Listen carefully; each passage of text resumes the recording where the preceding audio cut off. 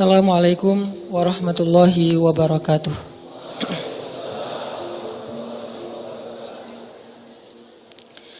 Alhamdulillahi rabbil alamin. Nahmaduhu wa nasta'inuhu wa nastaghfiruh. Wa na'udzubillah min syururi anfusina wa sayyiati a'malina. May yahdihillahu fala mudhillalah wa may yudlil fala hadiyalah. Asyhadu an la ilaha illallah wahdahu la syarikalah. Lahul mulku wa lahul hamdu wa huwa ala kulli syai'in qadir. Wa asyhadu anna Muhammadan abduhu wa rasuluhu la nabiyya ba'dah. Allahumma salli wa sallim wa barik ala sayyidina wa habibina wa maulana Muhammadin wa ala alihi wa sahbihi ajma'in. Teman-teman yang dirahmati Allah Subhanahu wa taala, malam ini kita akan coba belajar mengevaluasi diri kita ketika kita dapat masalah. Karena ketika orang diberikan ujian oleh Allah Subhanahu wa taala itu, maka manusia itu ada dua tipe. Ada manusia yang berkeluh kesah dengan ujian, ada manusia yang bersabar atas ujian. Dan orang yang bersabar ini juga bermacam-macam bentuknya. Ada yang sabar dengan pasrah, ada yang sabar justru dengan memperbaiki diri. Dia bersabar sambil memperbaiki dirinya. Karena dia sadar tidak ada masalah yang menimpanya kecuali ada yang salah dalam dirinya. Tidak ada musibah yang menimpa dia kecuali ada sesuatu yang dia lakukan yang mungkin bukan kebaikan, yang mungkin dosa. Sehingga selain bersabar, sembari bersabar dia mencoba untuk mengevaluasi, memperbaiki diri. Dan ini adalah model orang yang sabar yang paling baik. Sedangkan yang mengeluh juga macam-macam. Ada yang mengeluhkan masalah, ada yang mencari kambing hitam. Menyalahkan temannya, kayak misalnya dia gak lulus satu mata kuliah atau nilainya jelek. Dia nyalahin teman kos-kosannya gara-gara teman kos-kosannya ngajak dia main terus misalnya. Padahal itu kan pilihan ya. Dia bisa menerima, bisa menolak. Bisa nyalahin mantannya. Ini gara-gara saya diputusin, saya nilainya jadi jelek. Ya salah juga sih. Nah ini kan bentuk-bentuk keluhan nih. Ada yang menyalahkan sampai tingkat keluhan yang paling parah itu menyalahkan takdir. Menyalahkan Allah, ya Allah kenapa saya, apa maunya engkau, dan seterusnya dan seterusnya. Nah malam ini kita akan bahas angle orang yang ketika diuji oleh Allah bersabar dan juga sambil bersabar dia mencoba untuk memperbaiki diri. Dan ini adalah cara yang paling baik dalam menyikapi suatu musibah atau masalah. Cara yang paling elegan dan cara yang paling bijak, cara yang paling disukai Allah. Ketika kita mendapatkan masalah itu justru kita mencari tahu apa salah kita. Walaupun masalahnya bukan dengan keadaan. Kalau menyalahkan keadaan kan susah. Masalahnya kadang dengan orang lain. Orang mencela kita, orang berkata-kata tidak baik kepada kita. Ya memang salah dia, tapi tidak akan menimpa ucapan itu kepada kita kecuali memang ada sesuatu yang terjadi dalam diri kita. Ada sesuatu dosa yang pernah kita lakukan. Nah ini namanya belajar bersabar sambil mengevaluasi diri. Bahasa fikihnya muhasabah diri. Menghitung-hitung apa kesalahan dalam diri kita. Nah, kita akan bahas tentang ini. Gimana caranya kita menghadapi masalah, menghadapi satu musibah, menghadapi satu kejadian yang tidak enak. Dengan sabar tapi enggak sekedar pasif. Enggak sekedar mengatakan innalillah wa inna ilaihi rajiun. Enggak hanya sekedar mengatakan hasbiyallah wa ni'mal wakil. Enggak hanya sekedar merasa ini adalah cara Allah untuk menaikkan derajat saya. Kadang kalau hanya kegeeran kayak gini nih, kita jadi enggak pernah menjadi lebih baik. Kan ada orang ketika diuji oleh Allah boleh sih merasa bahwa oh ini cara Allah menaikkan derajat saya. Tapi kalau hanya kayak gini doang, rasa-rasanya kita terlalu kegeeran. Dan kalau terlalu kegeeran, kita nggak punya dorongan untuk memperbaiki diri. Kalau saya lebih suka angle-nya, kalau orang lain yang kena musibah, kita bilang itu untuk mengangkat derajat dia. Kalau kita yang kena musibah, kita bilang ini karena dosa-dosa saya. Angle kayak gitu tuh lebih enak, lebih produktif. Daripada dibalik. Giliran kita yang kena musibah, kita bilang emang Allah tuh pengen ngangkat derajat saya, makanya dikasih musibah. Agak GR ya. Giliran orang lain kena musibah, lo sih banyak dosa. Nah ini nih, sering ada judgement kalau orang lain. Coba dibalik, judgementnya ke diri sendiri, ke orang lain tuh husnuzon. Ini lebih enak nih, makanya hadis-hadis penyebab terjadinya musibah itu kan banyak. Coba kita pilih beberapa hadis, satu kita berikan untuk menilai orang lain, yang lain kita ambil untuk menilai diri kita. Nah ini beda nih standarnya. Kayak tadi, kalau orang lain yang kena musibah, kita husnuzon, Allah lagi pengen dekat sama dia. Kita husnuzon, Allah pengen menggugurkan dosa-dosa dia. Kita husnuzon, Allah pengen mengangkat derajat dia. Kita husnuzon, emang orang yang paling dicintai Allah tuh biasanya dikasih banyak ujian. Gitu husnuzonnya. Kalau orang lain yang kena masalah atau musibah. Jangan, tuh kan, saya bilang juga apa, tuh gara-gara dia dulu zalim sama saya, sekarang dibalas sama Allah. Jangan gitu. Jangan kegeeran bahwa itu kayak karma ya. Gara-gara dia pernah nyakitin kita, sekarang dibalas sama Allah. Belum tentu juga kayak gitu. Kegeeran-kegeeran kita tuh kadang-kadang bikin kita jadi gak pernah belajar. Merasa udah baik, walaupun dalam kondisi yang paling sulit juga merasa udah baik. Begitu dikasih musibah, wah Allah kangen sama saya nih. Harusnya ke orang lain kayak gitu tuh. Begitu dikasih musibah, wah Allah pengen menghapus dosa-dosa saya. Bagus, gak salah. Cuman kalau keseringan, ini namanya GR. Gak tahu proporsional gak kalau kayak gini terus. Harusnya jangan hanya ini. Diutuhkan juga dengan satu angle lain, yaitu angle, oh saya ada salah. Oh saya ada dosa. Oh saya ada yang keliru. Makanya datang musibah itu tidak akan terjadi musibah kepada saya kecuali karena kesalahan saya sendiri. Kan hadis qudsinya kayak gitu. Hadis qudsi kalimat salah satu dari kalimat hadis qudsi yang panjang. Hadisnya tuh panjang banget, satu halaman.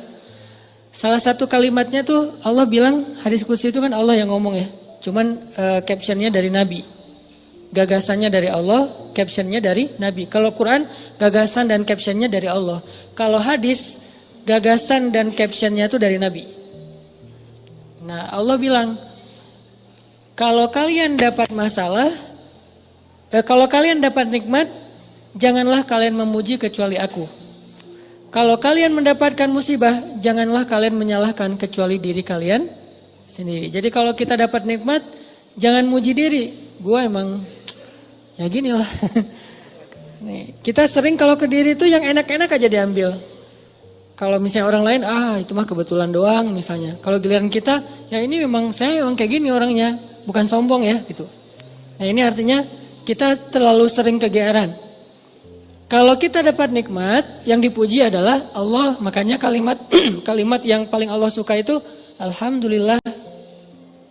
Itu kalimat yang paling Allah suka. Kita memuji Allah kalau kita dapat nikmat. Kita bilang, hadza min fadli rabbi. Ini anugerah dari Allah, ini hadiah dari Allah, ini kebaikan dari Allah, ini karena Allah ngasih dan seterusnya dan seterusnya. Jadi yang dipuji itu Allah. Wa amma bi ni'mati rabbika fahaddits, itu membicarakan nikmat Allah.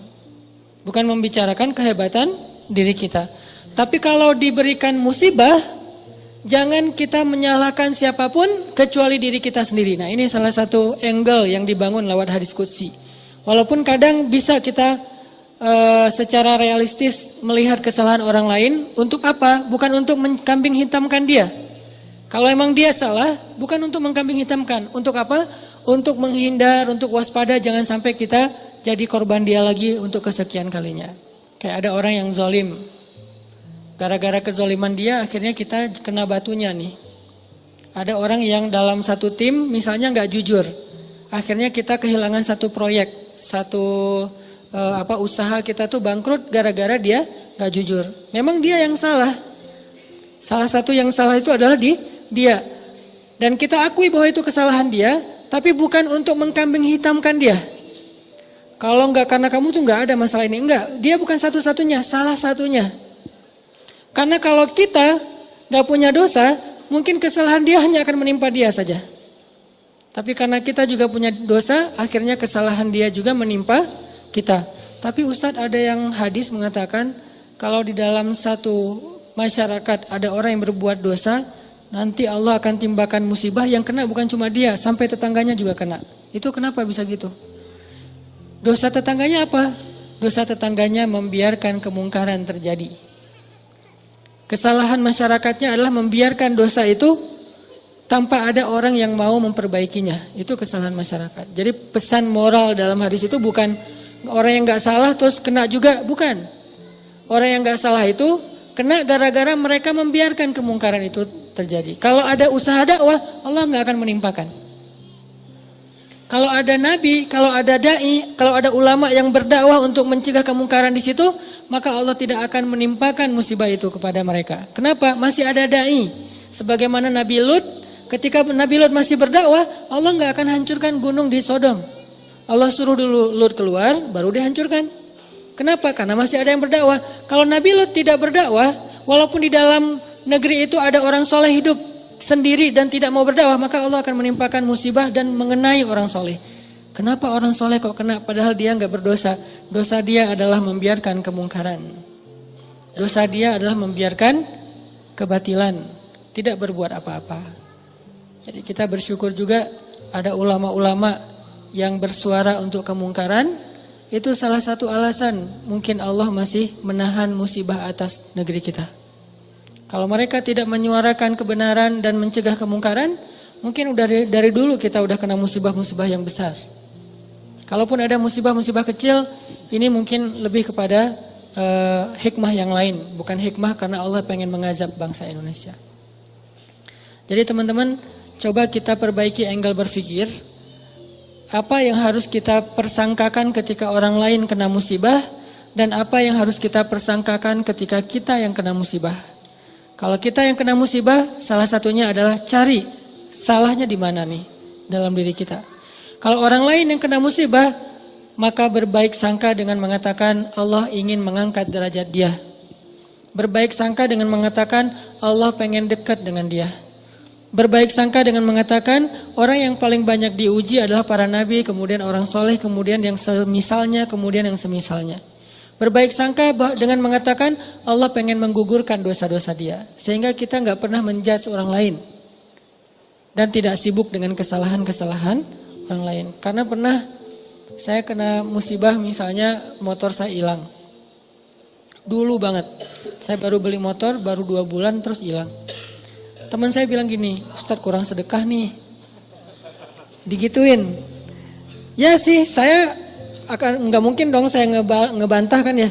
Oh iya ya mungkin. Cuman kan nggak enak ya. Orang lagi kena musibah, bukannya dia empati atau apa gitu, malah Ustadz kurang sedekah nih. Dia menjudge. Dan kalau saya kepancing, nggak tahu sedekah saya kayak gimana, kan habis pahala sedekah saya. Udah pahala sedekahnya cuma sedikit, riak pula gara-gara kepancing sama dia, hilang kan, nggak ada manfaatnya kan ya. Dan itu sering loh mancing-mancing kita jadi riak. Kadang-kadang riak kita itu bukan direncanain, bukan gua pengen riak nih, enggak. Kalau kelas kita insya Allah enggak gitu-gitu amat lah. Enggak mungkin kita sedekah pengen pamer, kita beribadah pengen pamer, kita tilawah pengen pamer. Kita tahulah itu mah sia-sia. Tapi kadang riaknya tuh muncul gara-gara kepancing sama orang lain. Lo enggak pernah gua ngelihat baca Quran? Wah lo enggak tahu gua di HP ini ada Quran sampai 5 aplikasi loh. Buat apa juga banyak-banyak sama aja isinya. Aplikasi Al-Quran itu ada 5 di sini dan sehari tuh coba lo lihat dan terakhir udah baca sampai surat berapa. Kan kepancing tuh. Riaklah kita gara-gara orang lain atau misalnya taklim atau apalah atau umroh, haji, sedekah kayak gitu-gitu. Ada yang mancing. Lo enggak peduli banget dengan saudara-saudara kita yang di Palestina. Itu di sana tuh ngeri banget loh keadaannya. Lo kayaknya biasa-biasa aja. Lu ngelihat gua main, tapi gua tuh sedekah, gua tuh donasi terus setiap minggu tuh ngirim 1 juta, habis kan? Ini riya yang kepancing namanya. Dan sama statusnya dengan riya yang direncanain. Makanya jangan gampang kepancing. Dia ngomong gitu ke saya lagi hilang motor, dia bilang Ustadz kurang sedekah. Kemarin ketinggalan dompet. Ketinggalannya di rumah ternyata. Gak tahu kemana dompet, panik gitu kan, soalnya SIM 2 di situ baru dibikin. Udah gitu kartu ATM gitu, terus ada foto anak. Alhamdulillahnya gak ada duit. Tapi kan kartu lumayan tuh, blokir ATM dulu, terus mau ngirim SIM, mau ngurus SIM juga, ngurus KTP, apalagi sekarang lama ngurus KTP-nya, masa kemana-mana saya mau bawa surat gitu, nunjukin kan naik pesawat, males banget kan ya, nggak keren kalau nggak ada kartu teh, kemana-mana mau check-in pesawat, tunjukin kertas, aduh gimana rasanya nih, berat, tiba-tiba ada yang iseng lah gitu, udah tahu orang kena musibah, Ustadz banyak dosa, Ustadz ini segala macam. Iya sih emang banyak dosa, tapi gak usah diomong-omongin kan gitu ya. Jadi malah, karena kita juga udah muhasabah diri lah, ketika kita dapat musibah kita langsung introspeksi diri, gak perlu digitu-gituin. Kadang kita ke orang lain tuh gitu teman-teman. Dia mungkin udah sadar, atau gak usah orang lain, keluarga sendiri, pasangan kayak gitu juga. Oh kayaknya kamu tadi, gara-gara kamu tadi ngomongin dia, makanya jangan digituin. Udah aja bab ngomongin orang lain, itu bab yang berbeda. Jangan dikait-kaitkan sehingga kita menjudge orang lain kena musibah gara-gara dosa yang baru saja dia lakukan. Ini kurang bijak. Yang bisa mengatakan ini hanya orang-orang tertentu seperti para nabi, terus ulama-ulama dengan level tertentu. Kalau kita dengan teman, jangan ngambil peran sebagai ulama. Beda. Kalau kita sebagai teman, ngambil peran ya cuma teman doang. Empati, peduli, bantuin. Kalau ulama kapasitasnya emang menasehati. Ulama itu kapasitasnya emang mengeluarkan fatwa, bahkan menjudge, itu hak ulama menjudge. Karena ulama itu sama kayak hakim. Tugas hakim itu adalah menghakim, menyampaikan hukum halal haram, hak batil dan seterusnya. Tapi kita kalau ke teman beda sama ulama. Kalau ulama kayak gitu maklumi, emang tugas ulama kayak gitu. Kalau kita mengambil peran ulama ini nggak bisa dimaklumi, ini agak blunder, agak offset nih kalau menurut saya. Jadi kalau teman-teman ngedengar ada ustadz-ustadz yang di sosial media berfatwa, itu emang tugas mereka. Jangan dijudge juga, nih ustadz ini kurang bijak. Emang gitu. Kalau kita yang kayak gitu, yang namanya kurang bijak. Kalau ulama kayak gitu, bijak tuh. Karena kalau ulama diam, lalu di mana amar ma'ruf nahi mungkar? Kalau ulama diam, lalu di mana dakwah? Kalau gitu saya juga harus enggak. Kalau kita enggak boleh ngomong, mending diam. Karena ketika kita ngomong, kemungkinan salahnya lebih besar daripada benar. Terus gimana? Ya udah bantuin orang yang kena musibah. Jangan dijudge, jangan dihakimin, jangan difatwain. Kita bukan ahlul fatwa. Kita bukan mufti. Kita hanya orang biasa. Kalau mau sekedar watawasau bil haq Ustaz. Ya, watawasau bis sabr juga kan? Kita nasihatnya itu menguatkan kesabaran dia, bukan nasihatnya membuat dia makin jatuh. Lu sih, nah ini bikin jatuh nih. Ya sabar ya, mudah-mudahan Allah dengan modal husnuzon tadi, mudah-mudahan Allah angkat derajat kamu, mudah-mudahan Allah ngampunin dosa-dosa kamu, mudah-mudahan Allah kamu jadi lebih dekat kepada Allah. Ini watawasau bil haq, watawasau bis sabr. Tapi kalau kita bilang kamu kurang ini, kamu kurang itu, kamu kurang itu, ini berarti kita menjudge, menghakimi orang yang sedang kena musibah. Harusnya itu kita lakukan untuk diri kita, bukan untuk orang lain. Beda banget teman-teman angle dalam menilai orang lain dan menilai diri kita sendiri itu beda. Jangan disamain. Yang banyak terjadi terutama di sosmed itu kita memberlakukan yang untuk diri kita berikan ke orang lain, yang untuk orang lain kita ambil untuk diri kita. Itu yang terjadi di balik tadi tuh. Itu banyak banget di masyarakat kita. Yang kayak kasus orang lain kena musibah kita bilang banyak dosa, kita kena musibah kita bilang Allah pengen ngangkat derajat saya. Harusnya dibalik. Kalau dibalik insya Allah kan nggak ada perdebatan ya, nggak ada haters, nggak ada keributan, nggak ada keramaian, nggak ada unfollow, nggak ada live group, nggak ada yang kayak gitu-gitu. Kenapa? Karena semuanya melihat ke orang lain dengan husnuzon, melihat ke diri sendiri dengan muhasabah, dengan mengevaluasi kesalahan sendiri. Ini poin pertama. Mudah-mudahan jadi pola pikir dalam kita berteman, pola pikir dalam kita bersosmed termasuk, karena kalau pola pikir ini dibalik tadi bahaya. Kita nggak akan pernah punya teman yang nyaman berada di sisi kita. Terus disalah-salahin. Apalagi nanti kalau udah punya pasangan, nggak akan betah dia kalau terus-terusan disalah-salahin. Walaupun salah. Kadang dia salah, tapi nggak usah disalah-salahin. Cukup dibantu, nanti dalam momen-momen yang lebih normal, lebih enak, baru dikasih tahu. Tapi kalau misalnya dia lagi ada masalah, disebutin lagi kesalahannya, secara manusiawi dia pasti akan ilfil. Alih-alih dia nerima nasihat kita malah menjauh, malah jadi masalah baru. Ini angle berpikir. Terus yang kedua, kita coba lihat bagaimana cara para ulama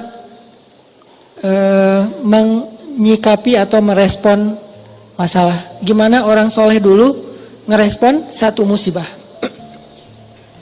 Orang soleh dulu, kalau mereka dapat musibah, mereka selalu memeriksa pertama hubungan mereka dengan Allah. Itu yang pertama diperiksa. Karena nggak mungkin ada musibah kecuali karena ada masalah antara kita dengan Allah. Kalau hubungan kita dengan Allah itu, hidup kita tuh bakalan mudah banget teman-teman. Tapi begitu ada kerenggangan antara kita dengan Allah, ada gap antara kita dengan Allah, ada kayak kerusakan hubungan kita dengan Allah, pasti jadinya tuh musibah, pasti jadinya tuh masalah. Saya teringat kisah di zaman Umar bin Abdul Aziz. Tahu Umar bin Abdul Aziz? Umar bin Abdul Aziz itu pemimpin yang dikenal dengan julukan Khulafaur Rasyidin yang kelima. Jadi ada 6 Khulafaur Rasyidin. 4 terkenal ya, Abu Bakar, Umar, Utsman, Ali. Yang kelimanya tuh Umar bin Abdul Aziz. Dan yang keenamnya itu Nuruddin Zinki, gurunya Salahuddin Al-Ayyubi. Jadi ada 6 Khulafaur Rasyidin, khalifah yang dikenal dengan khalifah paling adil sepanjang sejarah.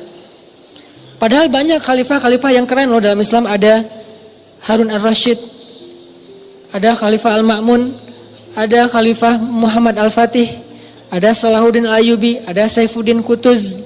Ada banyak nama-nama besar dalam sejarah Islam, tapi mereka nggak dapat gelar Khulafaur Rasyidin. Berarti orang yang dapat gelar Khulafaur Rasyidin ini kan ideal banget ya, keren banget nih. Walaupun kita belum tahu cerita detailnya. Salah satu di antara 6 Khulafaur Rasyidin, ada yang kelima namanya Umar bin Abdul Aziz. Kalau nggak salah cucu apa cicitnya Umar bin Khattab. Nah, di masa Umar bin Abdul Aziz ada seorang gembala, ada seorang yang punya banyak ternak, datang kepada Umar bin Abdul Aziz bilang gini, "Ya Amirul Mukminin, kenapa ya sejak Anda naik jadi khalifah, ada kejadian aneh di tempat gembala-gembala ternak kami?" Umar nanya, "Kejadian aneh apa?" "Ya, kejadiannya aneh, soalnya dulu tuh yang namanya serigala sama domba itu pasti kan musuhan ya. Serigala tuh kan selalu meneror ya." Menikung. Serigala itu selalu berburu domba. Jadi domba itu makanan serigala tuh.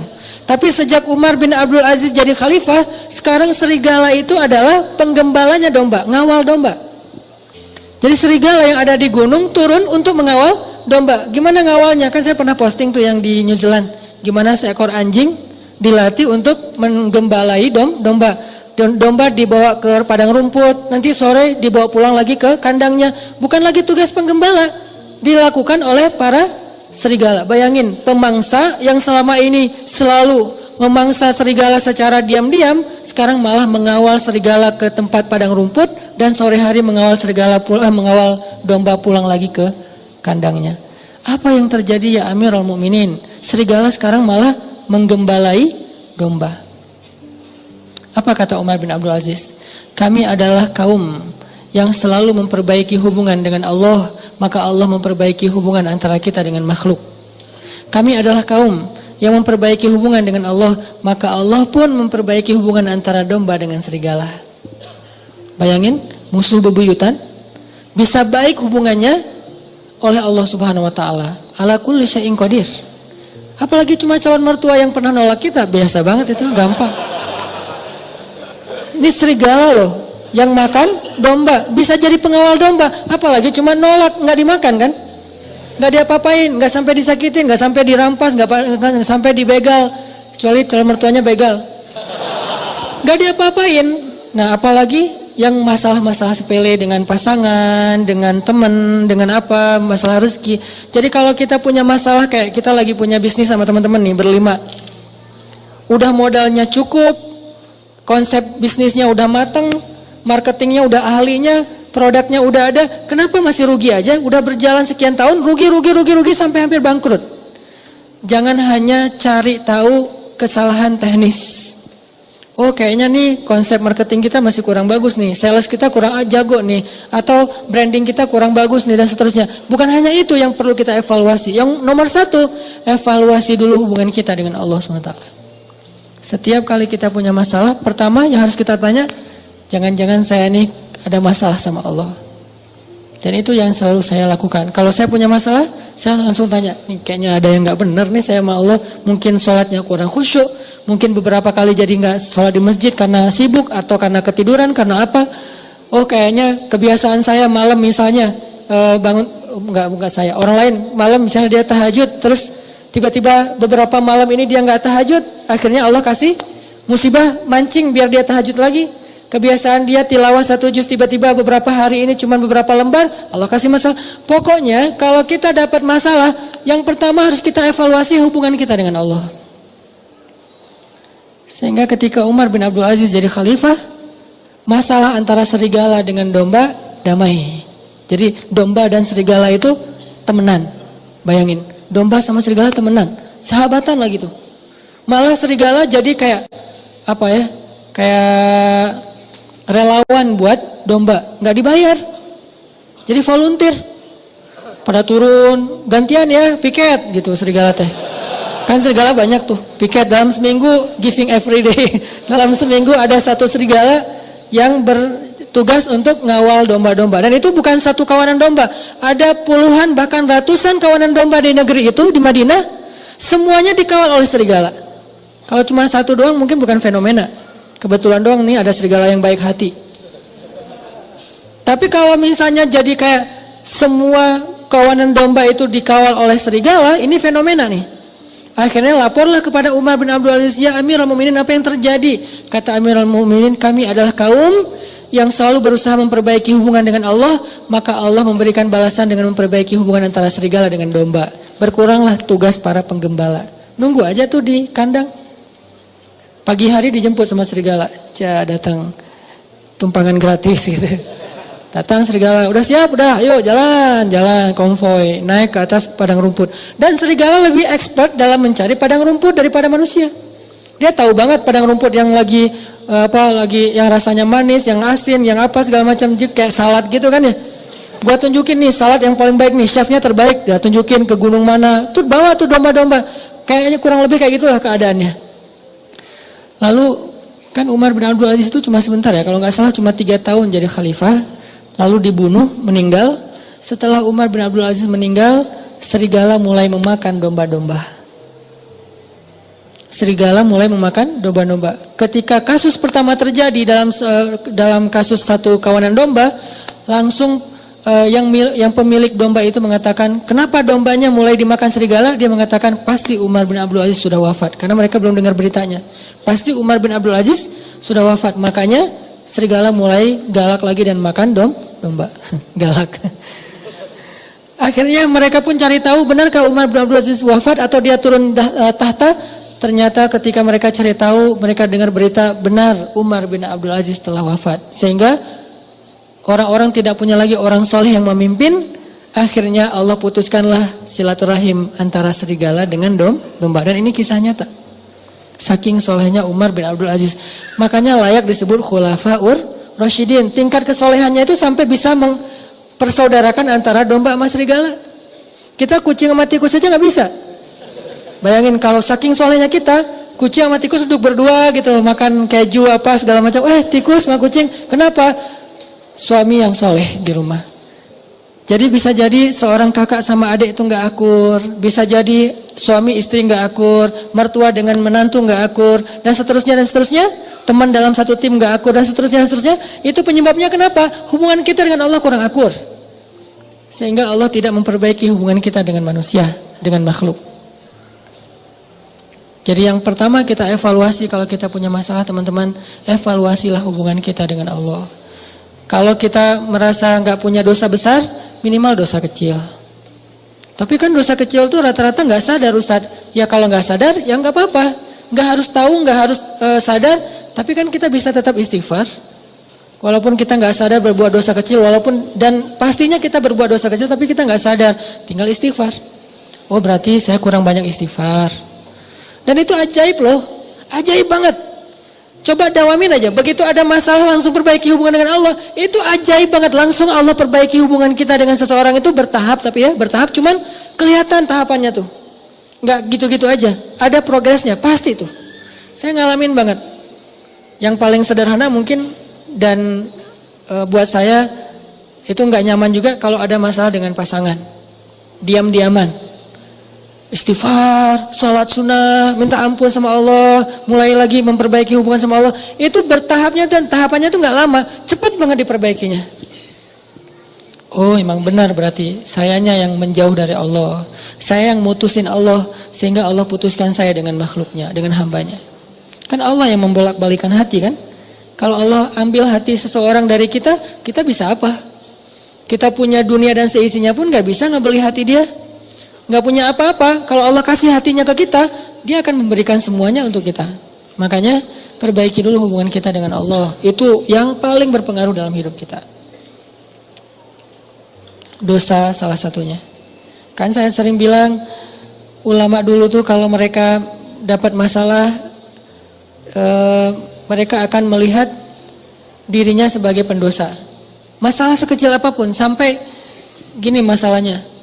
Ternak mereka susunya berkurang aja, mereka istighfar. Biasanya susu setiap hari itu 1 ember, 1 timba. Hari ini kurang dari 1 ember. Kenapa susu ternak saya hari ini kurang dari 1 ember? Pasti saya punya dosa. Astagfirullahaladzim, astagfirullah. Gitu cara mereka menyelesaikan masalah. Sebelum mencari tahu, oh ternaknya kurang sehat atau apa, itu yang kesekian. Lagian itu butuh waktu. Kalau dengan Allah kan gak butuh waktu ya, cepat ya. Begitu kita dapat masalah, kan gak butuh waktu untuk mencari tahu apa ya masalah saya dengan Allah. Udah ketahuan langsung tuh. Ibadahnya mulai berkurang, kualitasnya atau kuantitasnya, atau dosanya nambah, tinggal istighfar dan sholat sunnah. Wasta'inu bis sabri wassalah, salah satunya dengan sholat. Jadi lebih cepat memperbaiki masalah kita dengan evaluasi hubungan kepada Allah daripada evaluasi teknis dalam masalah itu. Ulama tuh kalau misalnya ada kejadian kecil aja, kayak misalnya atap rumahnya bocor, ini pasti karena saya banyak dosa, astagfirullahalazim. Lampu rumahnya mati, astagfirullahalazim. Apalagi telepon putus, astagfirullahalazim, belum bayar. Ini istighfar. Pokoknya masalah apa aja, istrinya ngambek, astagfirullahalazim. Masakan gak enak, astagfirullahalazim. Lupa naruh garam, kan dosa juga ya, dosa kecil. Artinya istighfar, perbaiki hubungan dengan Allah. Ini salah satu hal yang bisa kita evaluasi kalau kita lagi punya masalah. Yang kedua apa? Nah setelah masalah kita dengan Allah udah kita evaluasi, coba evaluasi lagi poin yang kedua tuh hubungan kita dengan orang tua. Karena ini juga sangat berpengaruh teman-teman dalam hidup kita. Terutama dengan ibu. Dan beda ya, cara kita berinteraksi sama ibu dan cara kita berinteraksi dengan ayah itu beda. Kalau dengan ibu berbuat baik, kalau dengan ayah minta kebaikan. Apa kebaikannya? Doa. Jadi kalau kita nanya ke Nabi, ya Rasulullah, siapa orang yang paling berhak dapat kebaikan dari saya? Kan ibumu, ayahmu ya. Tapi kalau kita nanya, siapa orang yang paling berhak saya minta doa darinya? Ayahmu, ibumu, pasti gitu. Karena kata Nabi, doa seorang ayah tidak ditolak. Jadi kalau berbuat baik, ibu dulu. Kalau minta doa, ayah dulu.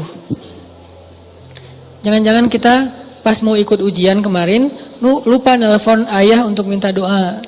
Yang ditelepon ibu doang, ayahnya cemburu. Saya nggak penting buat dia.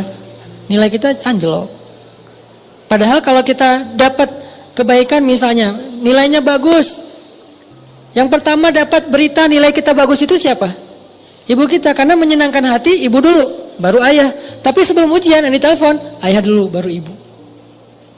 Beda cara kita memperlakukan orang tua kita. Insya Allah bab ini kita akan bahas nanti setelah salat Isya. Tadi kita membahas tentang gimana cara kita menghadapi satu ujian atau satu masalah, sekecil apapun masalah itu. Bahkan sampai masalahnya kayak para ulama, atap rumahnya bocor, lampu, kalau dulu kan lampunya lampu minyak gitu ya, minyaknya habis, terus belum sempat beli atau nggak sanggup beli. Masalahnya ternaknya kurus-kurus atau susunya kurang, kayak gitu-gitu. Apapun masalah yang dihadapi, hal pertama yang harus dievaluasi adalah hubungannya dengan Allah. Salah satu contohnya tadi di zaman Umar bin Abdul Aziz. Ketika Umar bin Abdul Aziz jadi khalifah, karena Umar bin Abdul Aziz ini selalu menjaga hubungan baik dengan Allah, maka Allah juga memperbaiki hubungan antara serigala dengan domba. Terjadi juga di zaman Umar bin Khattab. Ketika Umar bin Khattab jadi khalifah, terus orang Mesir tuh ngalamin musim kering, sampai gagal panen, air sungai Nil itu udah nggak ngalir lagi ke ladang-ladang gandum mereka. Akhirnya Umar bin Khattab mengirim surat kepada gubernur Mesir. Waktu itu gubernur Mesirnya Amr bin As. Dikirim sama Umar suratnya. Dan isi surat itu adalah doa. Doa dari Umar bin Khattab, disuruh bacanya di Mesir. Begitu sampai di Mesir, Amr bin As membacakan doa ini. Isinya adalah Bismillahirrahmanirrahim, ya Allah, berikanlah air hujan untuk bangsa Mesir, untuk rakyat Mesir. Baru doa itu selesai dibacakan, langsung mendung, langsung turun hujan. Ini keajaiban orang yang dekat hubungannya dengan Allah. Kalau ada masalah, cepat Allah perbaiki. Kenapa kita kalau doa nggak secepat Umar bin Khattab, nggak secepat Umar bin Abdul Aziz dan orang-orang soleh lainnya? Mungkin karena emang jarak kita dengan Allah itu emang sejauh solusi masalah kita. Itu berbanding lurus tuh. Makin dekat kita dengan Allah, makin dekat kita dengan solusi dan pertolongan. Makin jauh, ya makin lama. Aku tergantung gimana hambaku tuh. Fadhkuruni adzkurkum washkuruli wala takfurun. In tansurullaha yansurkum. Banyak ayat-ayat kayak gitu timbal balik. Kalau kalian ingat aku ingat kalian. Wa aufu bi ahdi, ufi bi ahdikum. Tunaikan janji kalian kepada aku tunaikan janjiku kepada kalian. Apalagi? Tolong agama Allah, Allah akan tolong kalian. Kayak gitu-gitulah. Aku tergantung prasangka hambaku kepadaku dan seterusnya. Ini artinya coba evaluasi dulu gimana kedekatan kita dengan Allah. Apakah mulai merenggang? Apakah mulai agak flat?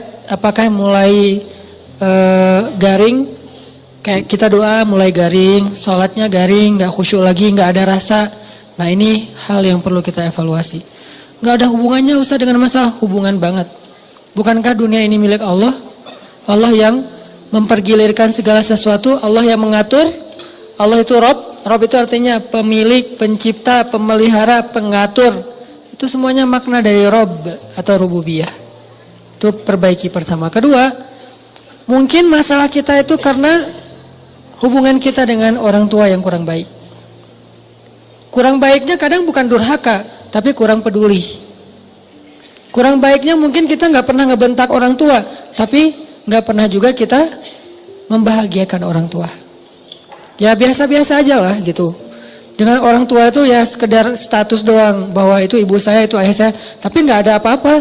Bukan kesayangan, bukan prioritas, bukan yang kita agendain. Pokoknya seminggu sekali harus nelpon, kalau nggak bisa datang, kalau bisa datang harus datang.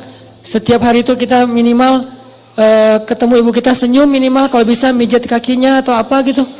Nah karena hubungan kita dengan orang tua jadi agak sedikit plain, hambar, maka hidup kita juga jadi hambar. Terutama ibu. Dan juga mungkin kurangnya apa? Kurang banyak minta doa dari ayah. Padahal doa itu ajaib loh dalam kehidupan kita, teman-teman. Ada banyak orang yang dia itu tiba-tiba menjadi orang pintar bukan karena dia cerdas, bukan karena ilmunya banyak, tapi karena doa orang-orang soleh, sehingga Allah kasih dia kecerdasan, Allah kasih dia ilmu, hafalan, melekat semuanya di dalam benak dan hatinya. Itu bisa banget dengan doa. Makanya dulu Umar bin Khattab pas mau ketemu dengan Nabi sambil bawa anaknya Abdullah bin Umar, Umar bilang kepada Abdullah, Abdullah, nanti kalau kamu ketemu dengan Rasulullah, jangan lupa minta doa ya. Ya ayah, kata Abdullah. Nah pas ketemu dengan Rasulullah, Abdullah langsung, ya Rasulullah beri saya doa. Doakan saya, doakan saya. Selalu minta doa. Sehingga akhirnya Allah berikan kecerdasan kepada Abdullah bin Umar bin Khattab, jauh di atas bapaknya. Salah satu adegan kecerdasan Abdullah tuh, pas Nabi lagi ngajar, mereka pada hadir, para sahabat. Terus Nabi ngetes gitu, ngasih mereka satu pertanyaan dalam bentuk perumpamaan. Pas ngetes kayak gini, sahabat-sahabat yang senior gak ada yang bisa jawab. Abdullah bisa, tapi dia gak mau jawab, diam. Pas pulang Umar nanya, Abdullah, tadi kamu tahu gak jawabannya? Tahu, kenapa gak mau jawab? Aku tidak ingin mempermalukan orang-orang yang udah senior. Ini anak-anak SD loh, udah punya etika kayak gitu. Kenapa? Karena doa dari Rasulullah SAW. Abdullah ibnu Abbas, sahabat Nabi yang kalau ngafal Quran itu sekali dengar langsung hafal dan gak pernah lupa. Gak ada dalam cerita Abdullah bin Abbas tuh saya lupa ayatnya di mana, itu gak ada. Saya lupa hadisnya, riwayat siapa, itu gak ada. Dia selalu ingat dan banyak banget ayat yang sahabat gak ngerti, dia ngerti. Sehingga ketika turun ayat, kalau gak salah di surat Al-Kahfi, tidak ada yang tahu makna dari ayat ini illa qalil, kecuali orang yang sedikit. Maka Nabi mengatakan salah satu di antara orang yang sedikit itu adalah Abdullah ibnu Abbas. Hanya sedikit orang yang mengerti ayat-ayat mutasyabihat di dalam Al-Quran sampai ke ta'wil. Ta'wil itu apa di balik ayat, itu cuma sedikit. Jadi Abdullah bin Abbas itu ya, di kalangan sahabat itu mirip kayak Nabi Khidir di antara Nabi Musa. Dia tahu namanya hikmah. Yang orang gak tahu dia tahu. Ini Abdullah ibnu Abbas, seperti Nabi Khidir di antara Nabi Musa dan Nabi Yusha. Kenapa? Karena doa Rasulullah SAW ketika dia lagi boncengan sama Nabi, Nabi ngedoain Allahumma faqihu fiddin wa alimhu ta'wil. Ya Allah, fahamkan dia halal dan haram dan ajarkan dia Al-Quran. Jadilah sejak saat itu Abdullah bin Abbas mengatakan, hati saya menjadi sejuk dan tidak pernah lagi lupa dengan apa yang pernah saya dengar. Gak pernah lupa. Doa. Siapa lagi yang didoain dan punya keajaiban dalam hidupnya? Hasan al-Basri. Doanya Umar bin Khattab. Umar ketika bertemu dengan Hasan al-Basri kecil, diusap kepalanya terus didoain Allahumma faqihu fiddin wa habibhu ilan nas. Ya Allah, jadikan anak ini ngerti agama dan dicintai oleh setiap orang. Sehingga Hasan al-Basri itu terkenal sebagai ulama, gak ada hatersnya. Kan soleh-soleh orang tetap kadang-kadang ada hatersnya ya, yang gak suka, yang apa. Tapi Hasan al-Basri gak ada hatersnya. Sampai orang yang memusuhi beliau juga cinta sama beliau. Gak senang dengan fatwa beliau, tapi ketemu orangnya tuh jatuh hati kepada beliau. Ini Hasan al-Basri. Dan ini saya biasakan doain anak saya. Kalau saya lagi ngusap kepala anak saya doakan, ya Allah, Allahumma faqihu fiddin wa habibhu ilan nas. Saya coba hafal beberapa doa yang ajaib di zaman sahabat, terus dipraktekkan ke anak. Kenapa? Doa seorang ayah tidak ditolak. Itu modal kita teman-teman. Doa ayah itu, doa ul walid la yurad. Doa seorang ayah itu gak akan ditolak oleh Allah. Dan itu modal hidup kita tuh. Kalau kita masih punya ayah, jangan sia-siakan. Kalau ibu, pintu surga. Jadi bisa dibilang pintu surganya adalah ibu dan kuncinya adalah ayah. Ada masalah sedikit, telepon ayah kita, ya doain aku. Ada masalah sedikit, senangin hati ibu kita, beli apa gitu, hadiah kan, tahabu kan, saling berhadiahlah supaya kalian saling mencintai. Ibu tuh dikasih hadiah, kalau ayah minta doa. Ayah gak terlalu berharap hadiah lah dari anaknya. Beda karakter nih. Ini cara kita berbakti kepada mereka supaya Allah perbaiki urusan kita. Ada masalah dalam sekolah, ada masalah dalam pertemanan, ada masalah rumah tangga, masalah pekerjaan, telepon ayah, ya doain saya. Pertanyaan besarnya adalah gimana kalau orang tua kita sudah wafat? Berarti kita kehilangan satu kesempatan untuk mendapatkan keajaiban dalam hidup. Kalau berbuat baik tetap bisa, tapi meminta doa kan udah gak bisa ya. Kepada orang yang sudah meninggal, kecuali Rasulullah yang boleh. Kalau selain Rasulullah menurut jumhur ulama udah nggak bisa, terputus. Tapi kalau berbuat baik bisa kirim Al-Fatihah, doain mereka, ziarah kubur, apalagi sedekah dan diniatkan juga untuk mereka, maka itu menurut sebagian besar ulama ngaruh. Sama kayak seorang sahabat nanya ke Rasul, ya Rasulullah, kalau saya bersedekah atas nama ibu saya apakah bisa? Bisa, kata Rasul. Bersedekah atas nama ibu, berarti dua yang pahalanya, ibunya dapat pahala, dia yang bersedekah juga dapat pahala. Imam Nawawi itu mazhabnya Syafi'i loh, dan Indonesia itu mayoritasnya Syafi'i. Imam Nawawi mengatakan sedekah seorang anak, amal soleh seorang anak yang dia niatkan untuk orang tuanya itu sampai untuk orang tuanya, sehingga orang tuanya dapat pahala, dia dapat pahala. Itu cara kita berbakti kepada ibu bapak kita kalau keduanya sudah wafat. Berbuat baik kepada orang yang dicintainya, kayak misalnya Nabi Muhammad tuh berbuat baik kepada teman-teman Khadijah. Kenapa? Karena pengen berbuat baik kepada Khadijah, tapi Khadijah sudah wafat. Caranya gimana? Ya udah, berbuat baiklah kepada sahabat-sahabat Khadijah gitu. Jadi kalau orang tua kita udah wafat, saudara kita wafat, atau pasangan kita wafat, cara kita berbuat baik kepada mereka adalah selain doa, beramal soleh dengan niat kepada mereka, salah satunya adalah berbuat baiklah kepada orang-orang yang mereka cintai semasa hidupnya. Siapa yang dicintai ayah kita? Teman-temannya, cinta dalam makna persahabatan ya, teman-temannya, keluarganya, ibu kita juga kayak gitu, pasangan kita juga kayak gitu, berbuat baik kepada dia. Insya Allah kalau kayak gitu berarti kita telah berbuat baik kepada almarhum. Walaupun kata orang itu nggak ada istilah almarhum, ya nggak masalah lah, istilah doang ya, kepada almarhum. Terus yang ketiga, kalau kita punya masalah, evaluasilah hubungan kita dengan pasangan. Kalau yang udah punya, kalau belum punya Ustadz, berarti nggak ada masalah. Atau ada masalah nggak ada solusi. Jadi evaluasi dulu hubungan kita dengan pasangan, terutama hubungan seorang istri kepada suami. Kenapa? Karena salah satu yang menyebabkan hidup kita nggak berkah, tidak ada ridho dari suami kita. Tapi suami saya itu emang nggak pernah ridho, Ustaz. Nah ini salah suaminya nih. Kalau kita udah benar tapi suami nggak ridho, maka Allah tahu lah, Allah tuh nggak polos lah, nggak terlalu lugu gitu.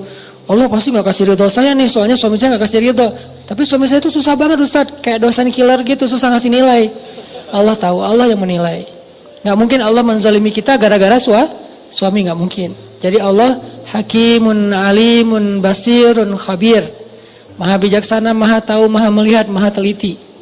Nggak usah khawatir. Tapi kalau emang suami nggak ridho gara-gara kita belum baik, itu wajar, susah dapat kebaikan. Makanya Nabi pernah bilang gini, ini buat teman-teman teteh-teteh yang di atas, kalau masih sendiri ini jadi bekal nanti kalau udah punya pasangan.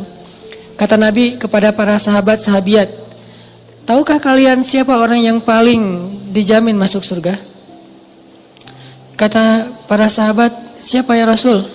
Kata Nabi, orang yang dijamin masuk surga adalah seorang perempuan yang ketika dia ada masalah dengan suaminya, dia segera datang dan dia jabat tangan suaminya, dia cium tangan suaminya, maka Allah langsung menjatuhkan ridho kepada dia dan dijamin masuk surga. Tapi salah suami Ustaz, ini bukan soal siapa benar siapa salah, tapi siapa yang mau ngalah. Benar salah itu relatif ya. Kadang-kadang dua-duanya ngaku benar, susah kan? Tapi siapa yang mau ngalah? Kalau gitu harus istri duluan yang datang. Enggak sih sebetulnya, ini hadis keutamaan kalau istri datang duluan. Nanti ada hadis keutamaan kalau suami datang duluan. Karena ada cerita, ini cerita di zaman sebelum Rasulullah ya, di zaman Nabi Isa kayak gitu. Ada seorang ulama datang ke rumah temannya. Temannya ini orang soleh, datang ke rumah temannya, ngetuk pintu, yang buka istrinya, ditanya ada fulan, kata istrinya nggak ada, nggak tahu juga kemana tuh orang. Istrinya marah-marah. Kenapa kok marah-marah? Iya, siapa yang nggak marah kalau suaminya kayak dia, jelek-jelekin suaminya. Dia jelek-jelekin tuh suaminya tuh sama dia. Ya udah, akhirnya ditunggulah di depan rumah. Sampai sore ditunggu, tiba-tiba datanglah laki-laki temannya ini, laki-laki yang soleh tadi datang, dan di belakangnya ada seekor harimau lagi membawa kayu bakar. harimau bawa kayu bakar. Susah bayanginnya. Pokoknya gitulah ceritanya. Nih riwayatnya kayak gitu. Harimau bawa kayu bakar. Dia cari kayu bakar gitu terus dipikulkan ke atas, harimau dibawa sama harimau. Bayangin, bukan keledai, bukan onta, bukan kuda, harimau. Bawa aja, terus taruh di belakang, harimaunya pergi. Enggak pamitan pula tuh, pergi aja pokoknya. Heran, Masya Allah. Udah ngobrol, gak ditanya-tanya masalah harimau tadi, ngobrol udah selesai, pulang. Setelah beberapa lama, karena ini kan beda kota ya. Setelah beberapa lama, dia mengunjungi lagi temannya yang tadi, si orang soleh, si ulama tadi ini, ngunjungin, nggak tahu berapa bulan, berapa tahun, ngunjungin, dan pas dikunjungin ketuk pintu, Assalamualaikum, Waalaikumsalam, dibukain oleh istrinya, tapi beda. Ditanya butuh siapa, cari siapa, cari Fulan bin Fulan, benarkah ini rumahnya? Oh iya dia suami saya, lagi mencari nafkah, bisa tunggu sebentar di sini? Oh bisa, gimana suami kamu? Disebutin kebaikan-kebaikannya. Gak lama ditunggu, datanglah laki-laki soleh ini memikul kayu bakar sendiri. Udah gak ada lagi harimau yang tadi. Ditaruh, ngobrol. Akhirnya orang ulama ini nanya, saya penasaran, mana istrimu yang dulu? Terus gimana kejadian si harimau? Kata orang soleh, ya istri saya yang dulu sudah meninggal dunia.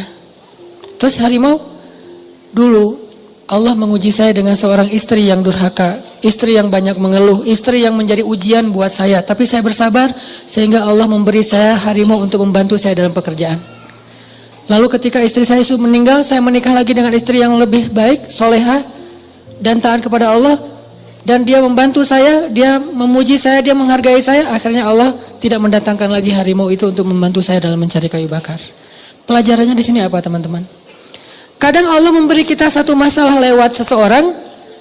Di waktu yang sama Allah mendatangkan orang lain yang luar biasa untuk menolong kita dari cara yang berbeda. Lalu ketika Allah cabut masalah ini, maka Allah cabut juga penolong dalam hidup kita. Biasanya itu satu paket. Fa inna ma'al usri yusra. Itu salah satu maknanya. Begitu Allah kasih kita usri, di waktu yang sama Allah kasih kita yusra. Pasti tuh.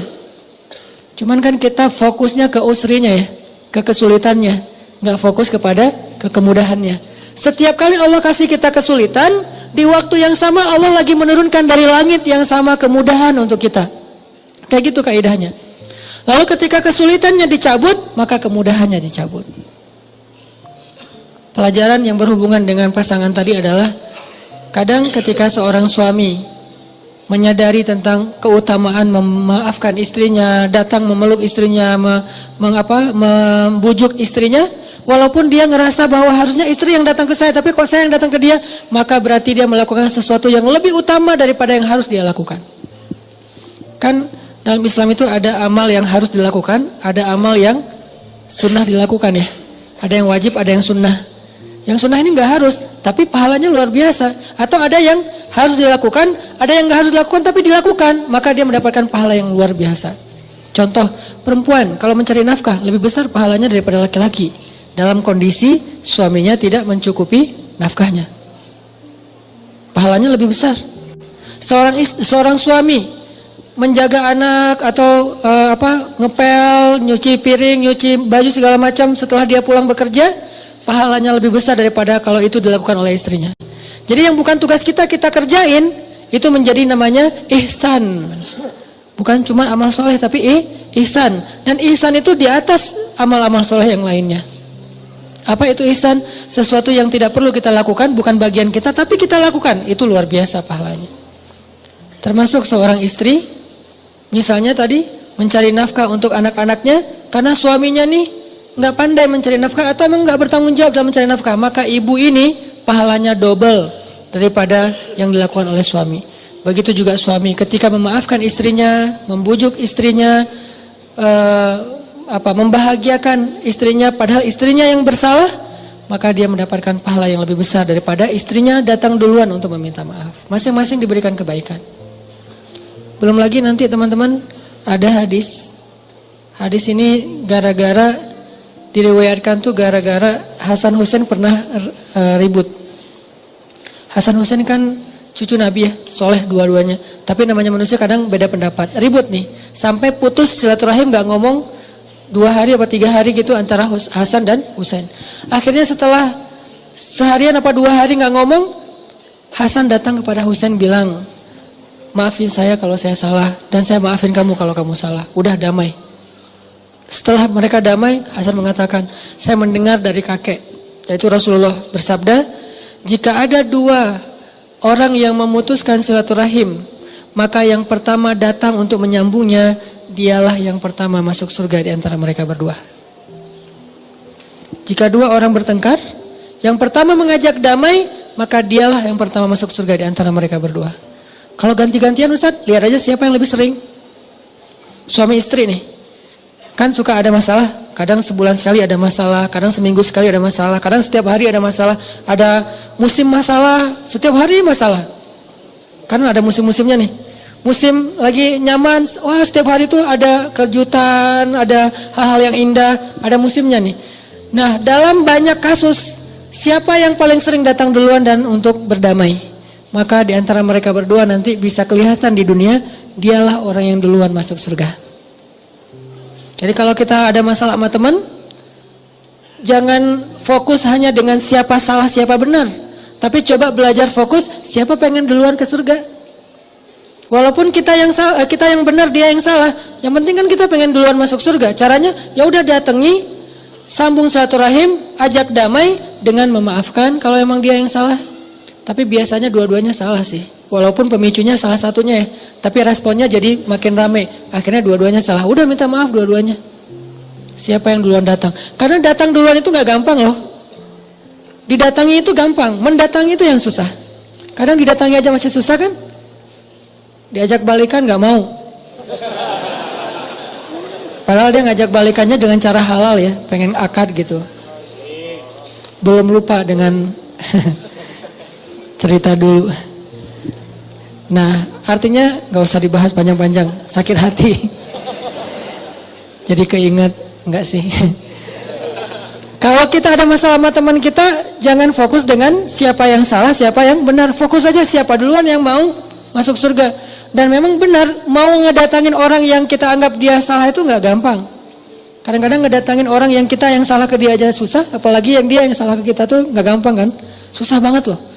Nah, kesusahan itulah yang Allah balas.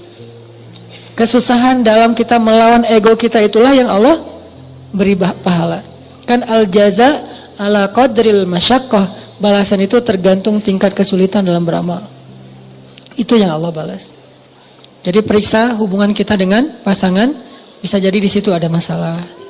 Baru yang terakhir teman-teman, kalau kita punya masalah, punya musibah, coba periksa hubungan kita dengan makhluk.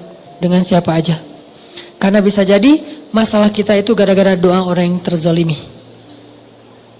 Gimana kalau orangnya udah gak kenal lagi Ustadz? Kayak di jalan ketemu terus gak sengaja kita ngejiplatin air. Musim hujan nih, naik motor, naik mobil, lewat genangan air, kena. Akhirnya dia karena bajunya kotor, terzalimi, dia doa nih. Bukan cuma bab itu, gara-gara bajunya kotor dia gak jadi nikah. Kan itu teraniaya banget ya.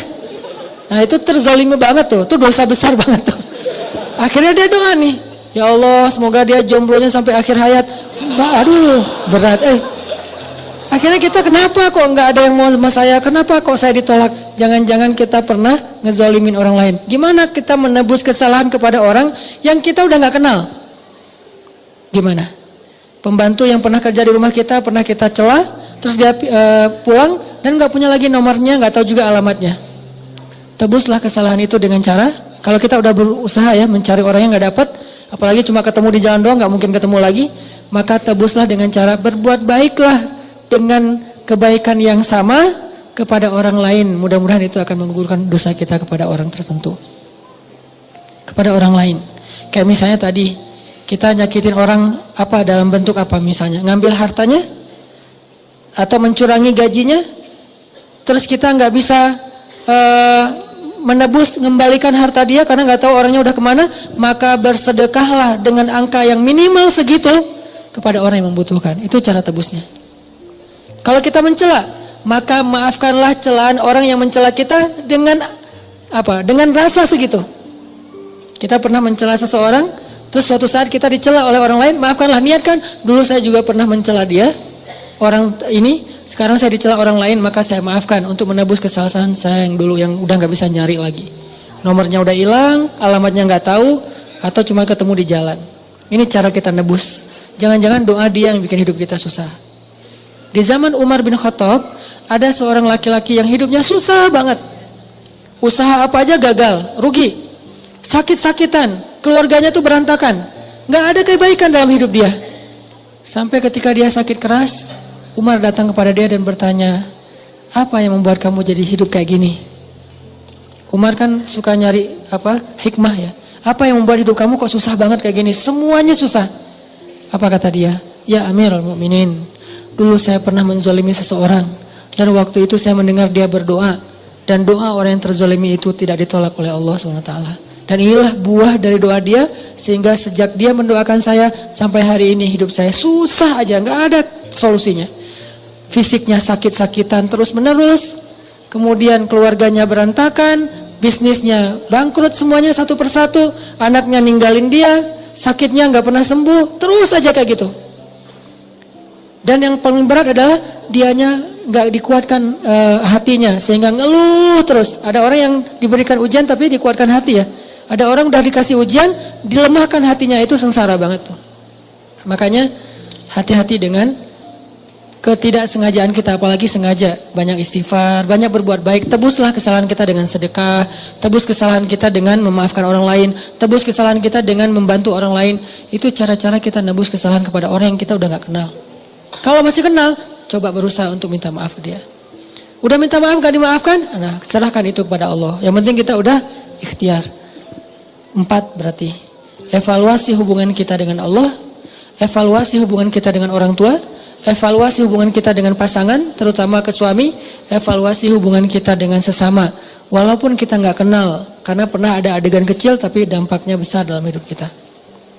Barakallah, mudah-mudahan ini menjadi motivasi booster buat kita dalam beramal soleh. Barakallahu li wa lakum. Subhanakallahumma wa bihamdika asyhadu an la ilaha illa anta astaghfiruka wa atubu ilaik. Assalamualaikum warahmatullahi wabarakatuh.